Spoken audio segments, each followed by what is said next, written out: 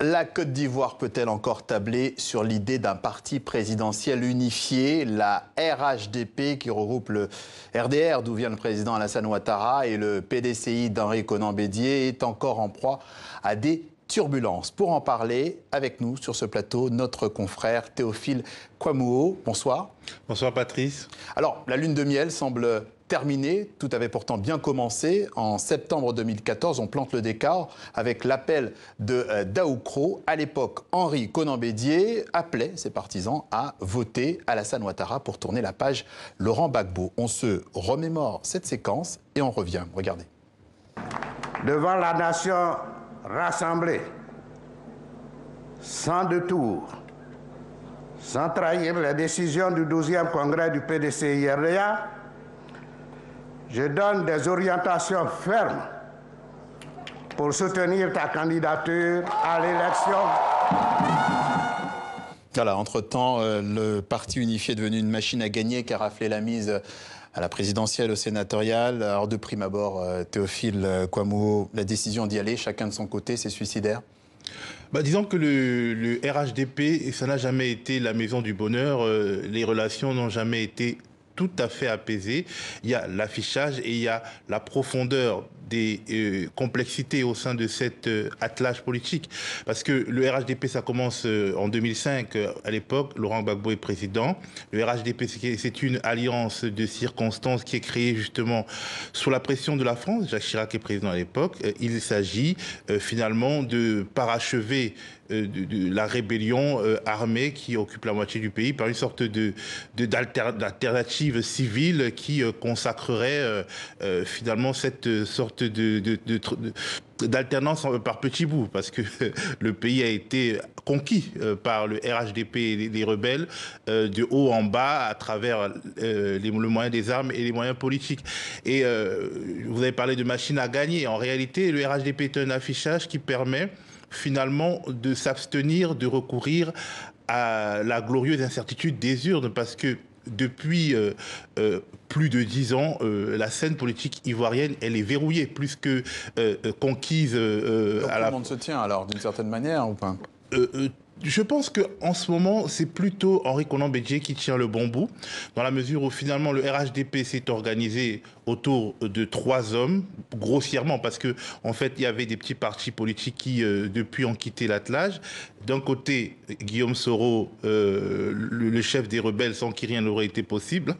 De l'autre côté, Henri Konan Bédié et la troisième partie du trio, c'est Alassane Ouattara. Alors, jusqu'ici, leurs intérêts les menaient à essayer de s'entendre pour préserver finalement leur bien commun, c'est-à-dire le pouvoir qu'ils exercent en commun. Étant donné que 2020, ça semble être la fin du temps Ouattara, la question se pose, qui succédera à Ouattara? Est-ce que si Ouattara veut avoir un 3e mandat comme la Constitution le lui permettrait, vu qu'il a changé la Constitution? Est-ce que Henri Konan Bédié du PDCI et Guillaume Soro l'accepteront? On est vraiment... Et puis, est-ce qu'ils accepteraient que lui, il préempte, il a une sorte de droit de préemption sur son successeur, en tout cas celui qui sera candidat à sa succession? C'est énormément de questions. C'est vraiment la redéfinition des rapports de force à l'intérieur du pays. Et cette fois-ci, je pense que le RDR d'Alassane Ouattara est vraiment dans un corner, puisque Henri Konan Bédié et Guillaume Soro s'entendent. Il y a des passerelles avec le FPI de Laurent Gbagbo. Théophile Kouamouo, on va quand même juste, pour justement illustrer ce que vous dites, s'appuyer aussi sur ce que disent nos internautes, qui justement ont compris effectivement peut-être cette idée de mariage de raison, finalement, quand on regarde bien, et qui sont donc d'accord avec cette analyse. Traoré Adams dit que si les querelles internes sont légitimes, ce qui unit les cadres du RHDP est plus fort que ce qui les divise, finalement. Qu'en pensez-vous? Je ne crois pas. Je pense que ce qui les unit, c'était ce qui a consolidé le RHDP, c'était le désir de mettre à l'écart Laurent Gbagbo. Aujourd'hui, finalement, étant donné que Laurent Gbagbo est à la haie, les querelles, les contradictions internes à ce RHDP deviennent fortes, et étant donné que l'échéance 2020, comme je disais, arrive, la succession d'Alassane Ouattara fait tout exploser. Je ne pense pas. Je pense que la seule chose qui les unit, c'est le partage du gâteau, le verrouillage de la vie politique à travers un certain nombre de mécanismes, une commission électorale qui est complètement verrouillée par eux, des institutions qui sont... La Côte d'Ivoire, aujourd'hui, c'est une sorte de parti unique de fait.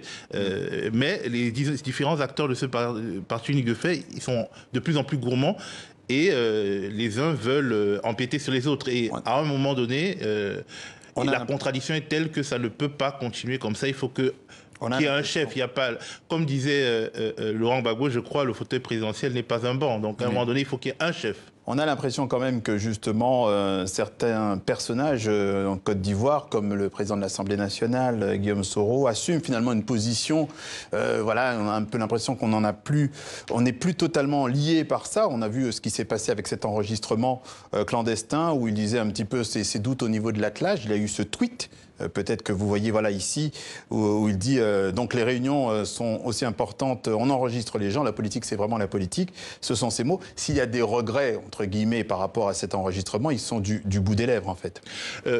Guillaume Soro pensait qu'après Alassane Ouattara, ce serait lui. Son tour. Il pense que c'est lui qui a donné le pouvoir à Alassane Ouattara, il s'estime mal récompensé.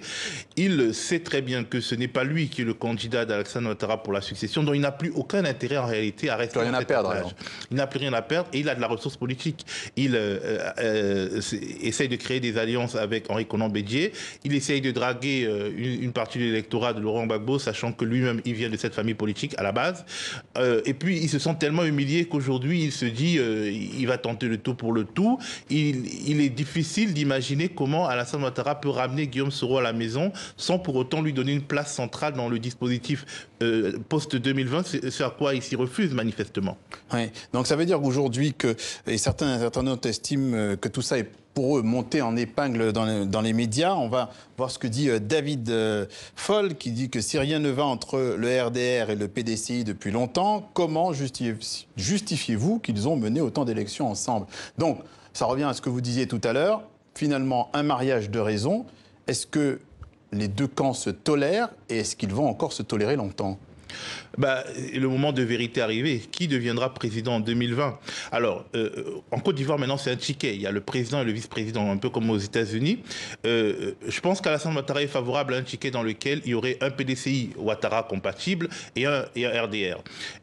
Quant à Henri Konan Bédié, il veut pousser un homme qui serait finalement, qui prouverait qu'il n'a pas tout à fait raté en fait sa vie politique. Il veut une sorte d'apothéose dans laquelle finalement, même s'il ne revient pas au pouvoir lui-même, il pousserait un de ses bons petits, comme on dit en Côte d'Ivoire, et finalement il finirait sa vie et sa vie politique finalement dans la victoire, parce qu'il a quand même accumulé beaucoup de défaites depuis que Houphouët-Boigny lui a donné le pouvoir sur un plateau d'argent en 1993.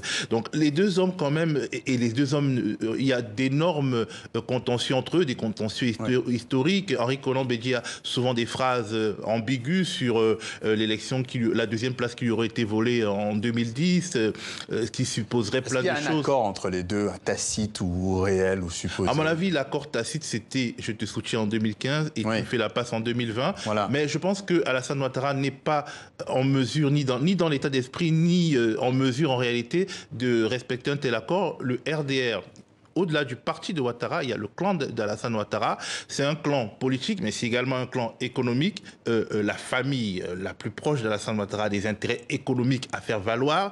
Et la question qui se pose, c'est est-ce que celui qui sera là après préservera ses intérêts? Quand on voit ce qui se passe en Angola, où Isabel dos Santos est poussée loin du terrain de jeu dès que son père n'est plus au pouvoir, je pense que cette dimension économique, financière, ce mélange de genres entre la politique et l'économie en Côte d'Ivoire, c'est une donnée que les analystes ne prennent pas souvent en compte, mais qui est principale. Quand on regarde les tentacules de ce clan familial dans les médias, dans l'agriculture, dans la santé, dans un certain nombre de choses, il y a beaucoup de choses à perdre à une sorte de pouvoir qui, même si les RHDP, n'est pas strictement Ouattara compatible. Et c'est ça la difficulté, y compris demain pour les chancelleries qui essaieront, disons, de régler ce problème, de faire qu'il n'explose n'explose pas. Il faut prendre ça en compte.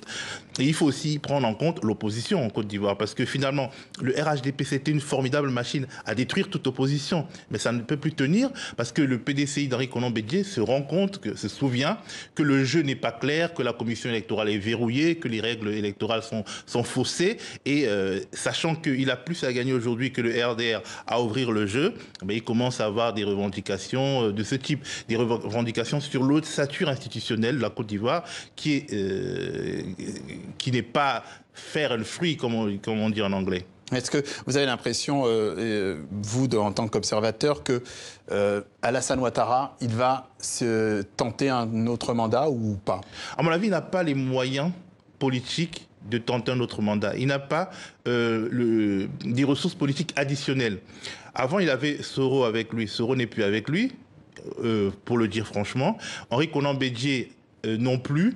Le RDR en tant que tel n'a pas une force assez grande pour seul gagner, et surtout il a une hostilité forte de l'opposition traditionnelle, tous les pro-Gbagbo qui ont été mis de côté, qui ont été marginalisés et qui à un moment donné auront vos chapitres, parce que de toute façon le jeu politique fermé dans lequel on est, il ne pourra plus perdurer.